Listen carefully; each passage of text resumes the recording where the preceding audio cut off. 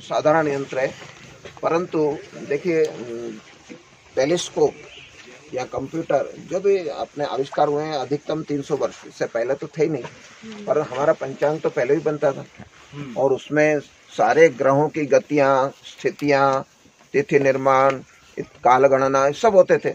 तो ऐसे साधारण यंत्रों से ही सारे कार्य होते थे। अब ये यंत्र कैसे काम करता है, जैसे हम यहाँ पर खड़े हो जाएंगे, खड़े होने के बाद में यहाँ पर 2 कीलें दिख रही है और 0 से 90 डिग्री तक के साइन किए हुए इसमें। अब यहाँ खड़े होके कोई भी प्लेनेट या स्टार जो भी उसका ऑब्जर्वेशन लेता है, ऐसे खड़े होकर के हमारी आँख और ये कील और वो प्लेनेट उसको सीधे सीधे एक रेखा में कहाँ पर जाकर के यहाँ पर पॉइंट पर बनता है वो रेखा वो नोट कर लेते हैं। मान लीजिए 48 डिग्री पर आए, तो पृथ्वी पर जैसे कोई स्थान हमको खोजना होता है तो हम क्या करते हैं, अक्षांश और देशांतर उससे देखते हैं तो वो स्थान हमको एग्जैक्ट पता चल जाता है। ऐसे आकाश में कोई भी ग्रह नक्षत्र देखना हो तो उसके लिए हमको ज्योतिष में नतांश और उन्नतांश देखना पड़ते हैं। तो ये जो है ये उन्नतांश आ गए उस प्लेनेट के और 90 डिग्री में से माइनस कर देंगे तो उन्नतांश आ जाएंगे।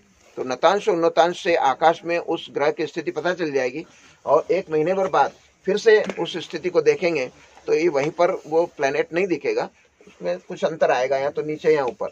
तो ये उसकी 1 महीने की मुँह आ जाती है। 1 महीने की मुँह है तो 12 से मल्टीप्लाई करेंगे साल भर की मुँह आ जाएगी। और ऐसा 360 डिग्री में वो कितना समय लेता है ये पूरा कैलकुलेशन करने के बाद में पंचांग जो बनता है उसमें सारे ग्रहों की जो गतियां लिखी रहती कि मंगल इतने राशि अंश कला विकला उसकी ये गति है, बुध इतने राशि अंश कला उसकी ये गति है, शुक्र इतने राशि अंश कला उसकी ये गति है। तो ये सारा का सारा कैलकुलेशन पहले इन्हीं यंत्रों के माध्यम से होता था। और देखिए आपको आश्चर्य होगा कि आज से 5000 साल पहले भी चंद्र ग्रहण, सूर्य ग्रहण, इन सब का एडजस्ट जो है कैलकुलेशन किया जाता था। भगवान श्री कृष्ण ने महाभारत युद्ध के समय सूर्य ग्रहण का भी उपयोग करते हुए जयद्रथ का वध करवाया था। खग्रास सूर्य ग्रहण हुआ था और अंधेरा सा हो गया था। उस समय कौरव जो है वो यह समझ करके संध्या हो गई तो अपने अपने शिविर में चले गए थे। फिर अर्जुन को कृष्ण ने बताया था कि यह उचित समय है, आपकी प्रतिज्ञा पूरी करने के लिए जयद्रथ का वध कर लो। फिर दुर्योधन लड़ने भी आया था कि आपने जो है उल्लंघन किया है नियमों का। तो उन्होंने कहा कि ऐसा कुछ नहीं है। थोड़ी देर बाद ग्रहण समाप्त हो गया और प्रकाश हो गया, फिर सूर्यास्त कहाँ हुआ।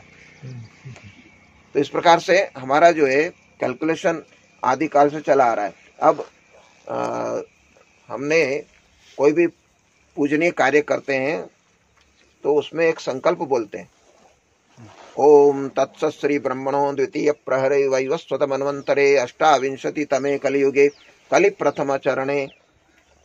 तो ये जो है ना पूरा हमारा कैलकुलेशन है इस पृथ्वी के जन्म को लेकर के।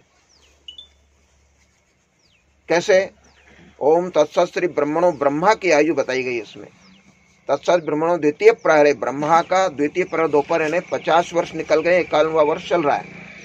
वैवस्वत मनवंतर, वैवस्वत मनवंतर, अब इस पृथ्वी का कालखंड 14 मनवंतर है, उसमें से 6 मनवंतर निकल गए, 7वां चल रहा है। और वैवस्वत मनवंतर अष्टाविंशतितमे कलियुग है और कलियुग जो ये चल रहा है ये महायुग की 28वीं जो है महायुग है और उसका भी कलियुग चल रहा है। अब ये कालखंड कैसे बनाए गए हैं इसमें देखो आपको बहुत आश्चर्य होगा कि जैसे मैंने बताया था ना, सूर्य उत्तरायण और दक्षिणायन जो जाता है इसकी अधिकतम सीमा और न्यूनतम सीमा 24 डिग्री से 22, 22 से 24, ये 27,000 साल में एक चक्र पूर्ण करता है। तो 27,000 साल और उसमें भी फिर 16 का मल्टीप्लाई कर दीजिए तो 4,32,000 साल ये कलयुग की आयु आ जाती है। तो 4,32,000 साल कलयुग है और ऐसे 4,32,000 साल में लघु प्रलय आता है।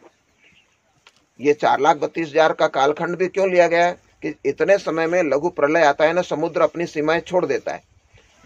और अभी भी जब कलयुग आरंभ हुआ था उस समय भी यह हुआ था। द्वारिका इसी के कारण आज भी जल में डूबी हुई है।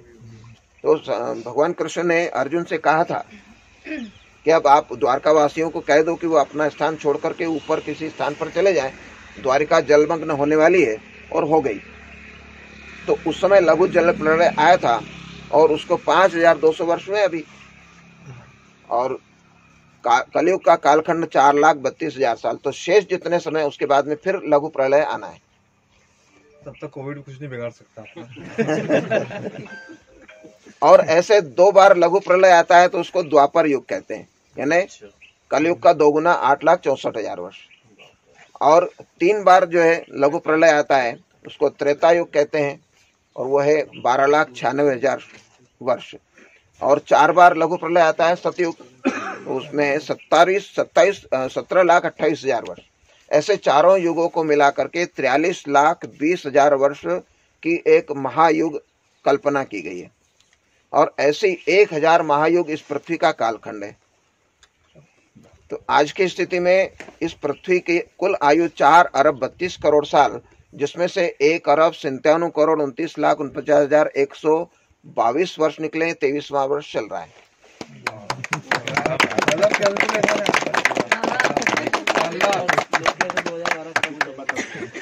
अब हम लेते हैं कि एक वृत्त को 360 भागों में बांटा गया है, और एक वृत्त को 12 भागों में भी बांटा है, और एक वृत्त को 27 भागों में भी बांटा गया है। तो ये ऐसा क्यों किया गया? इसका कारण ये है कि पृथ्वी का जब आरंभ हुआ था उस समय सूर्य और पृथ्वी की दूरी आज की स्थिति में कम थी। इसके कारण परिधि छोटी थी, तो पृथ्वी एक परिभ्रमण काल में अपने स्थान पर 360 बार लट्टू की तरह घूम जाती थी, यानी 360 दिन का ही एक वर्ष होता था। इसलिए एक वृत्त को 360 भागों में बांटा गया। कालांतर में ये दूरी बढ़ती गई, तो आज लगभग 365 से 1/4 समय आ रहा है ना। तो इससे भी हम वो 1,97,29,49,122 वर्ष की जो है कैलकुलेशन करते हैं, तो वो 5 दिन 6 घंटे का समय निकल आता है कि पृथ्वी के आरंभ से लेकर आज तक जो दूरी बढ़ी है उससे पूरा कैलकुलेशन मिल जाता है। तो इस प्रकार से ये जो वृत्त है इसको 360 भागों में बांटा है। फिर 12 भागों में क्यों बांटा गया? क्योंकि पृथ्वी का परिभ्रमण काल जो है और चंद्रमा के परिभ्रमण काल, ये मिला करके 12 बार लगभग चंद्रमा अपने पृथ्वी की परिक्रमा कर लेता है, जो सूर्य की परिक्रमा पथ पर पृथ्वी चलती है उतने में। तो इसलिए 12 कालखंड ऐसे बनाए गए जिसको 12 मास का नाम दिया गया, और 12 राशियां उस समय पृथ्वी किस किस आकाशीय स्थिति में थी उनको राशि नाम दे दिया गया, उन तारों की आकृतियों को देख करके।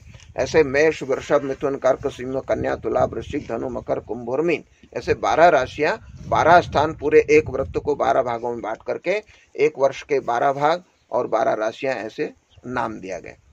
अब 27 भाग क्यों बांट? जब 12 भाग बना दिए गए तो 27 क्यों बनाए? तो मैंने बताया आपको कि एक जो पृथ्वी के अधिकतम और न्यूनतम झुकाव 27,000 वर्ष में होता है, तो वो भी 1,000 वर्ष में पृथ्वी कितनी मूव की है वो एक स्थान चिन्हित करके उस समय तारामंडल की जो स्थिति थी, तो वैसा आकृति के हिसाब से 27 भाग एक वृत्त के बना करके 27 नाम दे दिए गए।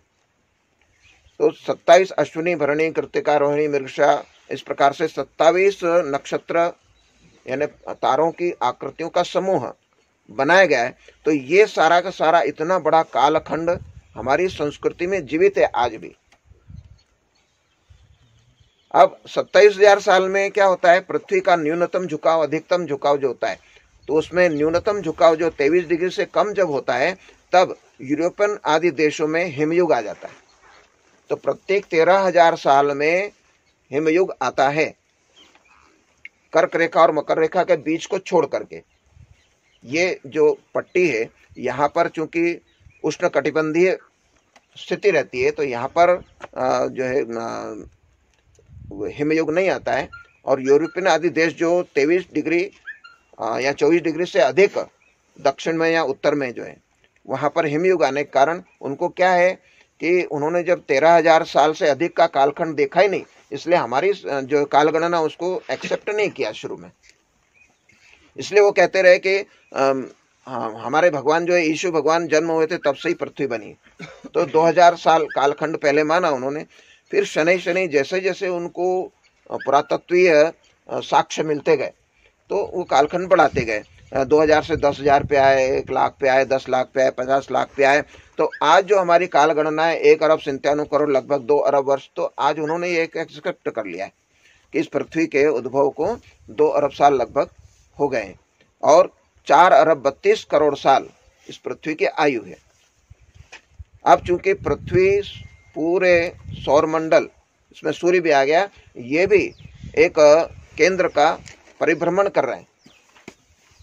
और वो परिभ्रमण किसका कर रहे हैं कि हमारी जो निहारिका आकाशगंगा उसके केंद्र का। तो आज की स्थिति में एक पूरा चक्र जो है सौरमंडल का, उस केंद्र का लगाने में 27 करोड़ वर्ष लगते हैं।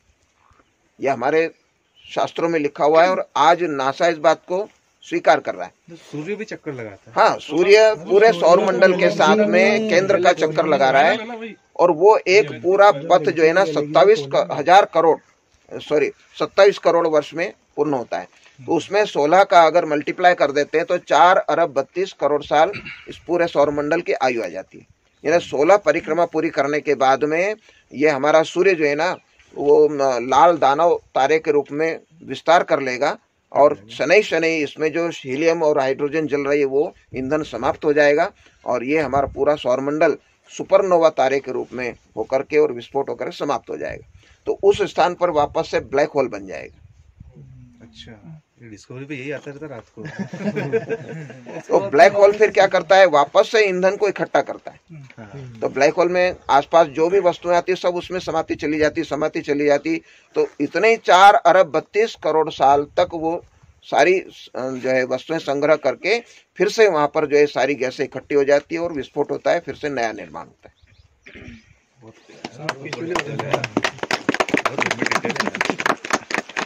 इस यंत्र का नाम एक बार और बताएं। इस यंत्र का नाम है भित्ति यंत्र। भित्ति यंत्र जी।